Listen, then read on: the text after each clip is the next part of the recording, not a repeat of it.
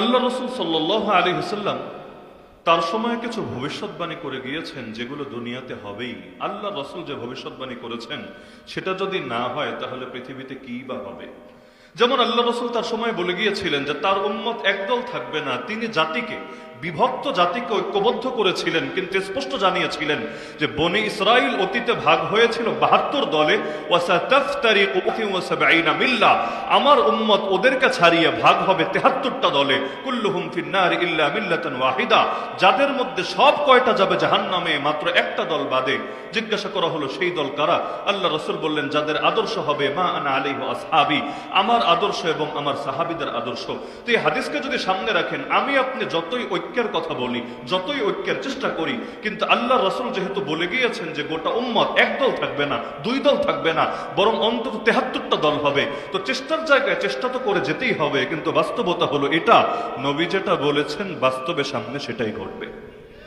আল্লাহ রসুল সাল্লাল্লাহু আলাইহি ওয়াসাল্লাম যে যুদ্ধের ভবিষ্যৎবাণীগুলো করে গিয়েছিলেন, এই যেমন আজকে যেই দিনটা আমাদের সামনে, আগামীকাল বাংলাদেশে সবচাইতে বেশি আলোচিত হবে সাইয়্যিদুনা হুসাইন রাদিয়াল্লাহু তাআলা আনহুর জীবনী। এই সাইয়্যিদুনা হুসাইন রাদিয়াল্লাহু তাআলা আনহু, তিনি যে ইয়াজিদের বাহিনীর হাতে নির্মমভাবে শাহাদাতের শিকার হলেন, আল্লাহ রসুল তার সময় এই কথাগুলো এমন ভাবে বলে গিয়েছিলেন। বিখ্যাত সাহাবী, যার থেকে সবচাইতে বেশি হাদিস বর্ণিত হয়েছে, সাহাবী আবু হুরায়রা রাদিয়াল্লাহু তাআলা আনহু, তিনি আল্লাহর কাছে দোয়া পর্যন্ত করতেন, আল্লাহুম্মা লা তুদরিকনি সানাতু সিত্তিন ওয়ালা ইমারাতু সিবিয়ান, হে আল্লাহ ৬০তম হিজরি যাতে আমার জীবনে না আসে, আর বাচ্চাদের শাসনও যাতে আমার জীবনে না আসে, এই দুইটা আসার আগেই তুমি আমাকে মরণ দিও, তোমার কাছে তুলে নিও। আমি চাই না দুনিয়াতে ততদিন পর্যন্ত বেঁচে থাকতে যখন দুনিয়াতে ৬০তম বছরও আসবে আর বাচ্চাদের শাসনও আসবে। তো এই ৬০তম বছর মানে কি আর বাচ্চাদের শাসন মানে কি? যদি আপনি বাস্তবতার আলোকে, মুহাদ্দিসিনে কেরামের ব্যাখ্যার আলোকে ঘাটেন, দেখবেন আল্লাহ রসুল যেই ফিতনার ভবিষ্যৎবাণীগুলো করে গিয়েছিলেন, ওইগুলোর ব্যাপারেই তিনি শঙ্কিত হয়ে আল্লাহর কাছে দোয়া করতেন যে আল্লাহ, ওই ফিতনার সময়গুলোতে ইমানের কি হালত হবে, উম্মার কি হালত হবে, এটা তো আপনি ভালো জানেন। সুতরাং ওই ফিতনার জামানা আসার আগেই আমাকে আপনার কাছে তুলে নিয়েন। তো যে ভবিষ্যৎবাণী আল্লাহ রসুল করেছিলেন, অতীতের ব্যাপারেও যেগুলো করেছেন সবগুলো বাস্তবায়িত হয়ে গেছে। আগামী দিনের ব্যাপারেও যেগুলো আল্লাহ রসুলের ভবিষ্যৎবাণী আছে অবশ্যই বাস্তবায়িত হবে। যেমন আল্লাহ রসুল জানিয়ে গিয়েছেন, দুইটা দল এমন, যেই দুই দলকে আল্লাহ জাহান্নাম থেকে মুক্তি দিয়ে দিয়েছেন। কিয়ামতের দিন দিবেন তা না, মুক্তি দিয়ে দিয়েছেন। আল্লাহর ফয়সালা চূড়ান্ত। ইসাবাতানি মিন উম্মতি আহরাজাহুমুল্লাহু মিনান নার। কোন দুই দল? নবী বললেন এক দল হলো ইসাবাতুন তাগজুল হিন্দা, যারা হিন্দুস্তানের জমিনে জিহাদ করবে। আল্লাহ নবী যখন এই হাদিসটা বলছেন, তখন ইসলামটা আসেই নাই হিন্দুস্তানের জমিনে। তখন হিন্দুস্তানের মুসলমান কে? তখন তো ব্রাহ্মণবাড়িয়ার মধ্যে মুসলমান কে ছিল? পুরো বাংলাদেশের মধ্যে মুসলমান কে ছিল? বাংলাদেশ দেশটাই তো ছিল না। তো যখন যে এই হাদিসটা নবী বলছেন, এই অঞ্চলে ইসলাম আনুষ্ঠানিকভাবে প্রবেশ করেই নাই, মুসলমানদের রাজত্ব কায়েম হয় নাই, কিন্তু নবী বলে গেলেন যে এই অঞ্চলে একটা জিহাদ হবে, যুদ্ধ হবে। এক পাশে থাকবে ইসলামের ধারক বাহকরা, আরেক পাশে থাকবে কুফুর এবং শিরিকের ধারক বাহকরা। তো নবী যেহেতু ভবিষ্যৎবাণী করে গিয়েছেন হিন্দুস্তানের জমিনে জিহাদ হবে, যতই ওয়াজ করেন, যতই দাওয়াতি মেহনত করেন, যতই আত্মশুদ্ধির মেহনত করেন, কিন্তু বাস্তবতা খণ্ডন কিভাবে করা যাবে?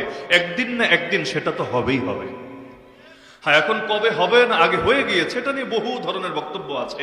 মুফতি আজম পাকিস্তান আল্লামা মুফতি মুহাম্মদ শফি রহমতুল্লাহি আলাইহি, আল্লাহ তাআলা তার কবরকে জান্নাতের বাগানে পরিণত করে দিন, তিনি ব্যাখ্যা করেছেন যে নবী যেহেতু ব্যাপক রেখেছেন, তাহলে আমাদেরও করণীয় হলো এটাকে ব্যাপকই রাখা, নিজেদের পক্ষ থেকে সীমাবদ্ধ না করে দেওয়া কোনো একটাকে, যে এটাই গাজওয়াতুল হিন্দ, এটাই নবীর ভবিষ্যৎবাণীকৃত হিন্দুস্তানের যুদ্ধ, এভাবে সীমাবদ্ধ না করা, বরং আল মুতলাকু ইয়াজরি আলা ইতলাকিহি, নবী যেভাবে ব্যাপক বলেছেন সেভাবে ব্যাপকই থাকবে।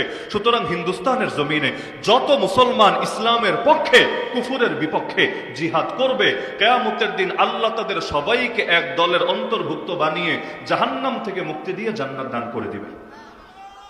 তাহলে মূল কথা হলো যে নবীজি যে এই ভবিষ্যৎবাণীগুলো করেছিলেন সেটা অবশ্যই ঘটবে, কখনোই এর ব্যতিক্রম হওয়া সম্ভব না। তা আমি যে হাদিস শুরুতে পাঠ করেছি, বিশুদ্ধ হাদিস, আল্লাহ রাসূল সাল্লাল্লাহু আলাইহি ওয়াসাল্লাম এই সহিহ মুসলিমে বর্ণিত হাদিসের মধ্যে বলেন, তিনি যখন দুনিয়াতে এসেছেন তখন থেকে নিয়ে কিয়ামত পর্যন্ত যত বছর হোক না কেন, বছর কয়টা এটা আল্লাহ ভালো জানেন। আল্লাহ রসুল বলে যান নাই যে কেয়ামত হবে এততম বছরে, কেয়ামত হবে অমুক সালের এত তারিখে, কিন্তু নবী বলেছেন যে তিনি থেকে নিয়ে কেয়ামত পর্যন্ত মোট সময়টা 5 ভাগে বিভক্ত হবে।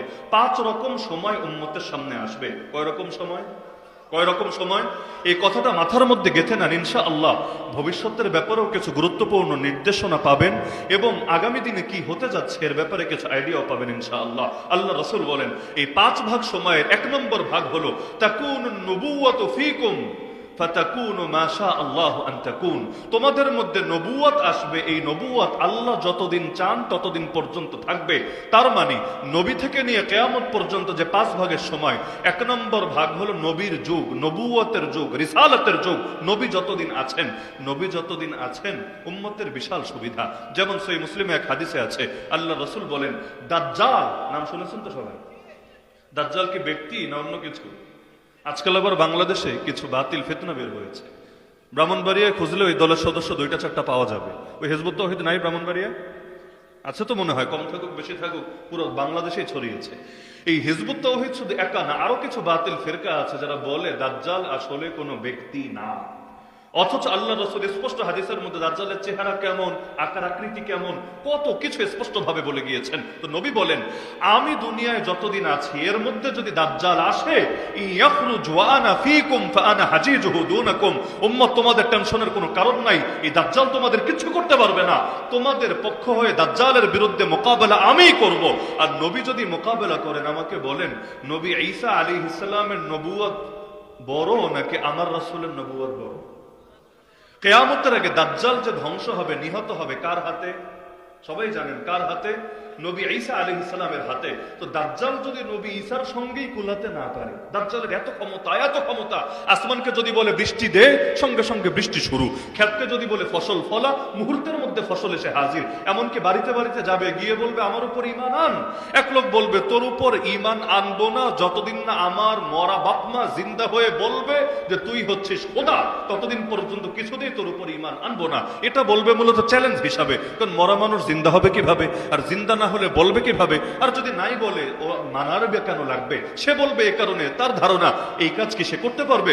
দাজ্জাল বলবে তাহলে চল আমার সাথে। কবরের সামনে যাবে, গিয়ে বলবে এখানেই তো শুয়ে আছে তোর বাবা তোর মা, বলবে হ্যাঁ। সে আদেশ দিবে আমার আদেশে কবরের ভেতর থেকে উঠে আয়। তখন সেই লোক দেখবে বাস্তবেই কবর চিরে বিদীর্ণ হয়ে গিয়েছে, কবরের ভেতর থেকে তার বাবা তার মা উঠে আসছে। উঠে এসে শেষ না, তাকে বলছে আরে তুই এখনো ঈমান আনলি না, সে তো খোদা, সে হলো আমাদের রব। এটা দেখে আর ওই লোক ঈমান ঠিক রাখতে পারবে না, বরঞ্চ সে তখন ঘোষণা দিয়ে ফেলবে যে দাজ্জালই মনে হয় খোদা। অথচ বাস্তবে তার বাবাও আসে নাই, তার মাও আসে নাই। দাজ্জালের সঙ্গে থাকা 2টা শয়তান, ওই তার বাবার আকৃতি আর মায়ের আকৃতি ধরে সামনে এসেছে। শয়তান মানুষের আকৃতি ধরতে পারে নাকি পারে না? শুধু আমার রাসূলের আকৃতি ধরতে পারে না। এজন্য আল্লাহ রাসূল বলেছেন কেউ যদি স্বপ্নে আমাকে দেখে, দেখে না অনেকে, আলহামদুলিল্লাহ অনেক সাধারণ মানুষও দেখে, খালি বড় হুজুররা দেখে, বড় পীর সাহেবরা দেখে এমন না, সাধারণ মানুষরা দেখে। এবারের হজ সফরে আলহামদুলিল্লাহ ওই আরাফার ময়দানে তাঁবুর ভেতরে এক মানুষ যে সারা জীবন রিক্সা চালিয়ে প্রথমে টাকা পয়সা জমিয়েছে, পরে 1-2টা করে রিক্সা কিনেছে, কিনতে মাশাআল্লাহ কিছু রিক্সার মালিক হয়েছে এখন। সে বলল হুজুর আমি একটা সাধারণ মানুষ, আমার কোনোদিন এগুলো প্ল্যানেও ছিল না, কল্পনাও ছিল না যে আমি হজে আসবো বা এটা আসা দরকার। একদিন রাতে ঘুমাচ্ছিলাম, হঠাৎ করে দেখলাম স্বপ্নের ভেতরে, আমার কাছে মনে হলো তিনি আল্লাহর নবী। তিনি এসে আমাকে বলছেন আরে তুই কি একটাবার আমার রোজে আসবি না, আমাকে সালাম দিবি না, আল্লাহর ঘরে আসবি না? তিনি বলেন হুজুর 8 বছর আগের কথা, একদিন দুদিন না, 8 বছর আগের কথা। ওই 8 বছর আগ থেকে আমি টাকা জমানো শুরু করেছি। আলহামদুলিল্লাহ আল্লাহ তাআলা 8 বছর পর হলেও হায়াতে থাকতে থাকতে আমাকে আসার তৌফিক দিয়েছেন। তা আমি যে এখানে আসলাম হুজুর, এটা আমার কৃতিত্ব না, ওই যে নবীকে স্বপ্নে দেখেছি ওইটার পর থেকে আমার ভেতরে এমন ছটফটানি কাজ করছিল, আমার খালি বারবার চিন্তা হচ্ছিল যদি মরে যাই কথাটা রাখতে না পারি। তা আমি অবাক হলাম, একজন রিকশাওয়ালা আল্লাহর নবী সাল্লাল্লাহু আলাইহি ওয়াসাল্লামকে স্বপ্নে দেখা সৌভাগ্য সেও অর্জন করে ফেলেছে। তো আল্লাহ যে কাকে কি, আরে কত কাফের পর্যন্ত এমন আছে নবীকে স্বপ্নে দেখে এরপর ঈমান আনার জন্য কপাল খুলে গেছে। তো আল্লাহ রাসূল বলেন কেউ যদি স্বপ্নে আমাকে দেখে সে আমাকেই দেখলো। কেন? ফাইন্না শাইতানা লা ইয়াতামাসসালু বি, শয়তান আমার রূপ ধরতে পারে না, আমার আকৃতি ধরতে পারে না। তো সেই দাজ্জাল ওর আদেশে 2 শয়তান আর বাবা আর মা সেজে আসবে। সে তো ভাববে, সে তো আর বুঝবে না যে এটা শয়তান তার বাবা মার আকৃতিতে এসেছে। সে ভাববে আসলেই তার দাজ্জালের এত ক্ষমতা, বাবা মাকে জীবিত করে ফেলেছে, তো যে মরাকে জীবিত করে তারই তো রব বলে, বা সঙ্গে সঙ্গে তার উপর ঈমান আনবে। তো এই যে এত বড় ক্ষমতাধর দাজ্জাল, যার কাছে জাদুর ক্ষমতা, আর আল্লাহ ভালো জানেন কি কি ক্ষমতা থাকবে। এখন তো এই বিজ্ঞানের কত পাওয়ার, এআই এর কত পাওয়ার, এগুলো কি কি যে ওই জামানায় আরো উন্নত হবে আর দাজ্জালি শক্তির পক্ষে কাজে লাগবে আল্লাহই ভালো জানে। ইহুদিরাই তো দাজ্জালের মূল বাহিনী, জানেন তো আপনারা? দাজ্জালের মূল বাহিনী কারা? অনেকে আজকাল বয়ান দেয় ইহুদিরা, জাতিগতভাবে ইহুদিদেরকে দুশমন মনে করা নাকি ঠিক না। শোনেন নাই বয়ান? বরং ইহুদিদের একটা গোষ্ঠী হলো জায়নবাদী, জায়নিস্ট, মানে যারা মনে করে ওই ফিলিস্তিনের ভূমিকে দখলে রাখতে হবে, মুসলমানদেরকে তাড়াতে হবে এবং সেখানে নিজেদের আধিপত্য কায়েম করতে হবে। এই রাজনৈতিক মতবাদ যারা রাখে ওদেরকে জায়নিস্ট বলে। খালি জায়নিস্টরা নাকি আমাদের দুশমন, ইহুদিরা আমাদের দুশমন না। অথচ ডেইলি, প্রতিদিন, প্রতি রাকাত নামাজে আল্লাহর কাছে বলি গায়রিল মাগদুবি আলাইহিম, বলি না আমরা গায়রিল মাগদুবি আলাইহিম, আল্লাহ গজবগ্রস্ত ইহুদিদের পথে আমাদেরকে চালিও না। এমনকি আজকে মুহররমের কয় তারিখ? আজকে অনেকে রোজা রেখেছেন নাকি রাখেন নাই? অনেকে রেখেছেন। যারা আজকে রাখেন নাই তারাও 11 তারিখে রাখার নিয়ত আছে নাকি নাই? কেন? আশুরা কি 2 দিন না 1 দিন? আশুরা তো একদিন, আশুরা তো একদিন। আশুরা শব্দের অর্থ হলো দশম দিন, আশুরা মানে দশম দিন। তো দশম দিন কি 2টা হয় না 1টা হয়? তো দশম দিন যদি 1টা হয়, রোজা 2টা কেন?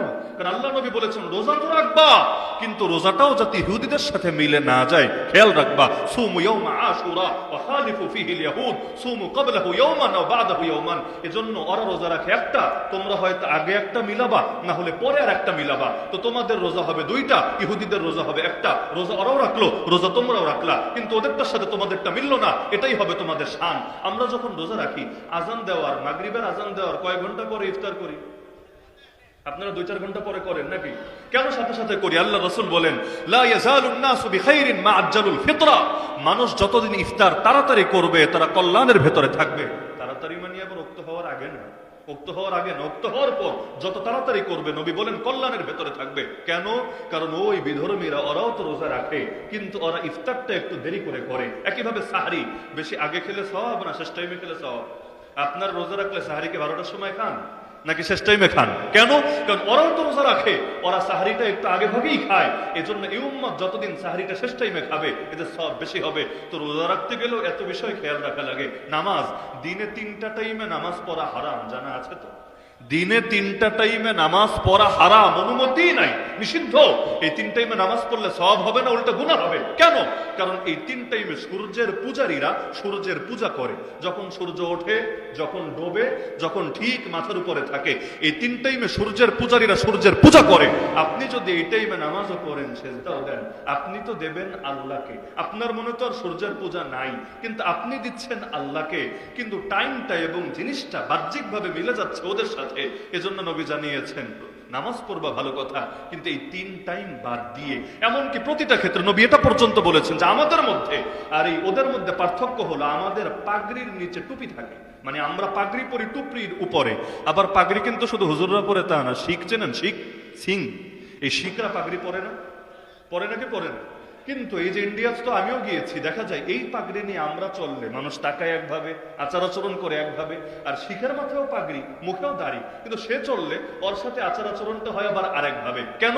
কারণ পাগড়ি দেখলেই বুঝে আসে কোনটা হুজুরের পাগড়ি, কোনটা শিখের পাগড়ি। বুঝে আসে নাকি আসে না? আজকাল পাগড়ি, টুপি, কাপড় সব দেখে সব বুঝে আসে এটা যে কোন ক্যাটাগরির মাল। এটা কি বেদাতি, নাকি এটা খাঁটি, নাকি এটা আসল, নাকি এটা নকল। কাপড় চোপড় দেখে চেনা যায় নাকি যায় না? যায়, মাশাআল্লাহ। এমনকি কে মুসলমান, কে হিন্দু, কে খ্রিস্টান, কে বৌদ্ধ, এগুলো অনেক সময় কাপড় দেখে চেনা যায় নাকি যায় না? যায়, আলহামদুলিল্লাহ। তো এখন নবী বললেন যে পাগড়ির ক্ষেত্রে পর্যন্ত ওদের সাথে আমাদের পার্থক্য, আমাদের পাগড়ির নিচে টুপি থাকে আর ওরা ডাইরেক্ট মাথার উপর পাগড়ি পরে। তো ইবাদতের ক্ষেত্রে নবী এত সতর্ক যে ওদের সাথে আমাদের যাতে কখনো না মিলে। তাহলে যেই নবী ইবাদতের লাইনে সতর্ক হলেন, আল্লাহ মাফ করুন, ওই নবীর উম্মত আজকে কোন লাইনেই সতর্ক না। চেহারাটাও কাফেরদের মতো, চুলের কাটিংটাও কাফেরদের মতো, গায়ের পোশাকটাও কাফেরদের মতো, মুখের কথাবার্তাও কাফেরদের মতো, আচার আচরণ সংস্কৃতিটাও কাফেরদের মতো, এমনকি রাজনীতিও কাফেরদের মতো, অর্থনীতিও কাফেরদের মতো। আপনি ভাবতে পারেন বাংলাদেশ অধিকাংশ মানুষ মুসলমান না কাফের? অধিকাংশ মানে কি 51% না প্রায় 90%? 51% মানেই তো অধিকাংশ, সেখানে 51 না প্রায় 90। প্রায় 90%, খালি 90% মানুষ মুসলমান তা না, এমনকি এই বাংলাদেশে সারা দুনিয়া ঘুরে দেখেন, এই বাংলাদেশের মানুষ তুলনামূলকভাবে যতটা ধর্মপ্রাণ, পৃথিবীর অনেক বড় বড় দেশেও এত পরিমাণ ধর্মপ্রাণ মানুষ, সুন্নাহর প্রতি আন্তরিক মানুষ অনেক বড় বড় দেশেও খুঁজে পাবেন না। বাংলাদেশে যেই কয়টা ওয়াজ মাহফিল হয়, এটা একটা মাহফিল না? এই মাহফিল যারা করেছে কোরআনের মহব্বতে করে নাই। আপনারা যারা বসে বসে শুনছেন কোরআনের মহব্বতে শুনছেন না। আমি চ্যালেঞ্জ করে বলতে পারবো, বাংলাদেশ দেশটা ছোট হতে পারে, অনেক ছোট, কোনো সন্দেহ নাই, কিন্তু এক বাংলাদেশে যেই পরিমাণ ওয়াজ মাহফিল হয়, গোটা দুনিয়ার দ্বিতীয় একটা দেশের নাম পারলে আমাকে বলেন যেখানে এই পরিমাণ